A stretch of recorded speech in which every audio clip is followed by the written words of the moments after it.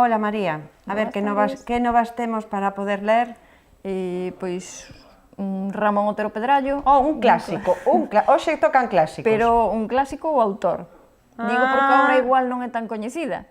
Titúlase Camino de Santiago, guión para unha película. E hai película? A ver, no 1952, Otero Pedrallo escribiu o guión para unha película documental sobre o Camiño de Santiago, porque lle pediu Suevia Films. Unha produtora da época. Todos os indicios e palabras posteriores de Otero Pedrallo indican que é probable que non chegase a filmarse a película. Pero, por exemplo, na introdución, Laura Tato di que realmente hasta que aparezan todo o material que Suevia Film fixo sobre Galicia que non se pode asegurar, porque estas cousas, a ver se a recuperan, pero porque que seguro... algúns escritos posteriores del se intuía así como un pouco negativa, non, a cousa. E realmente o relato o relato pois transcorre, está dividido en 5 partes, un preliminar e 5 partes. O preliminar pois conta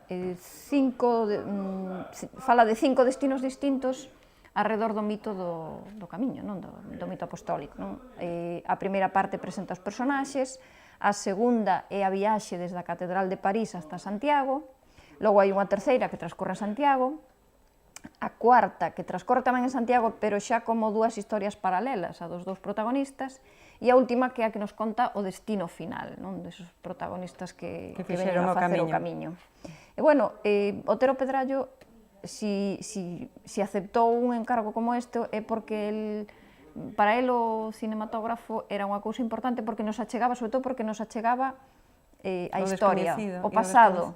Digamos que nos era capaz, ten moito poder de convocatoria, imaxe, non? E era capaz de traer ao presente ese pasado, non? E a través desa imaxe, claro, a través desa imaxe, nós podemos coñecer, digamos que máis vividamente, non? O pasado, por exemplo. En que data está ambientado? Pois creo que a historia transcurre máis ou menos nesa época. Nesa época. Te digo que a data, a verdad, que mira que estiven... Claro, é que é moi diferente o camiño nesa... Sí, pero bueno, era nesa época, sí, pero ser nesa época, na época no que escribiu o guión fixo no 1952 e na época, non? Camino de Santiago, guión para unha película de Ramón Otero Pedrallo. Pois a viaxar polo camiño con un clásico, Otero Pedrallo.